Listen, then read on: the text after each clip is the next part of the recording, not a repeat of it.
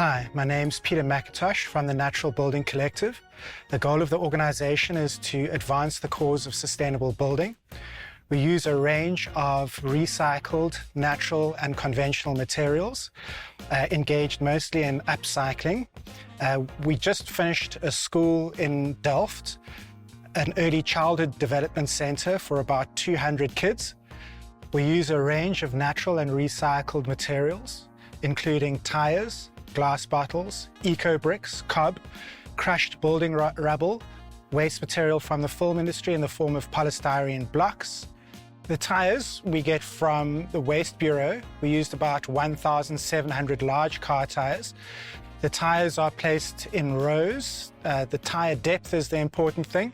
And then the crushed building waste gets compacted into the tyres row by row. There are no real foundations. The walls and the foundations are the same thing. There's about 14 rows of tyres to the top of the wall. The tyres themselves get packed out with cob material, which is a mixture of clay, sand and straw. The clay comes from a berm, so there's no environmental damage with that. The sand is mined, and the straw we source locally. The tyres get packed out with the cob material until they're flat or the shape that you desire. And in between the void of the tyres, we place eco-bricks just to disappear them.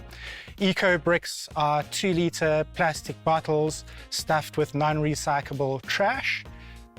And they are then embedded into the tyre walls. We use glass bottles as light bricks. The tops are cut off the bottles and the two halves are taped together to create amazing windows and beautiful art. The eco bricks we use for the internal walls, and they're built in together with the cob.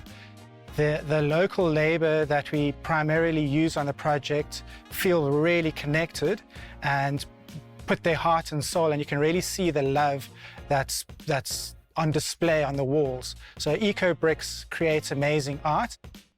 The eco bricks come from the community at large. We just put a call out for eco bricks and we get thousands. We work with an organization called Waste Ed. We sourced window frames and door frames from scrapyards, so they were recycled as well. It actually turned out really well, and the quality of the window frames is actually a lot better than we would have otherwise been able to afford. We used a range of plasters on the building. Internally, we used natural lime plasters.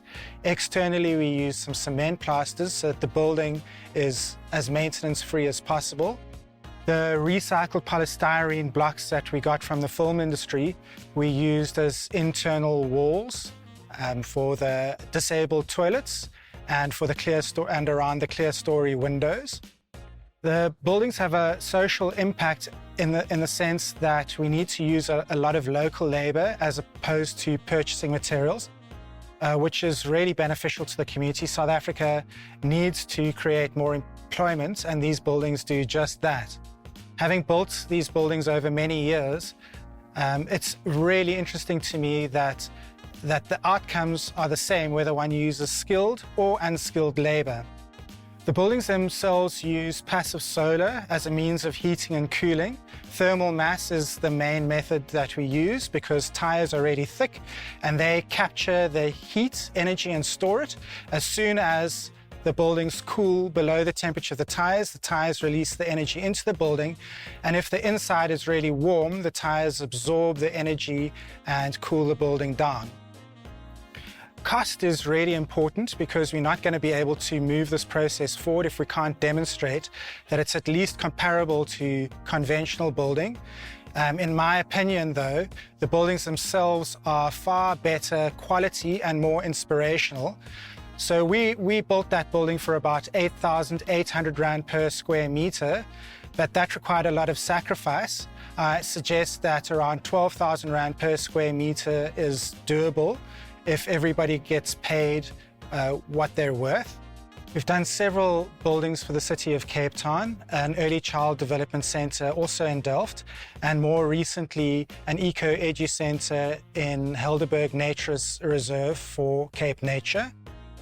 We have an exciting project coming up in Helderberg. It's a school for about 200 preschool children.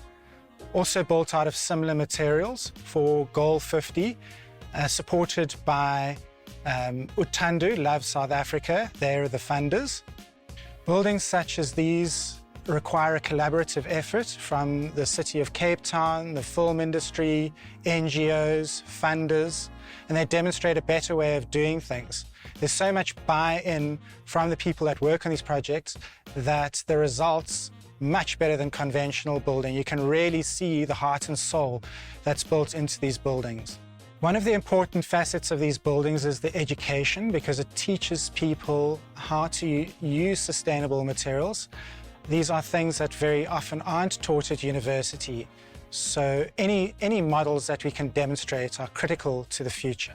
Given the fact that we can demonstrate that these buildings are cost-effective, that they're kind to the planet, that they're inspirational, the question for me is why we aren't building buildings like this in such a fashion.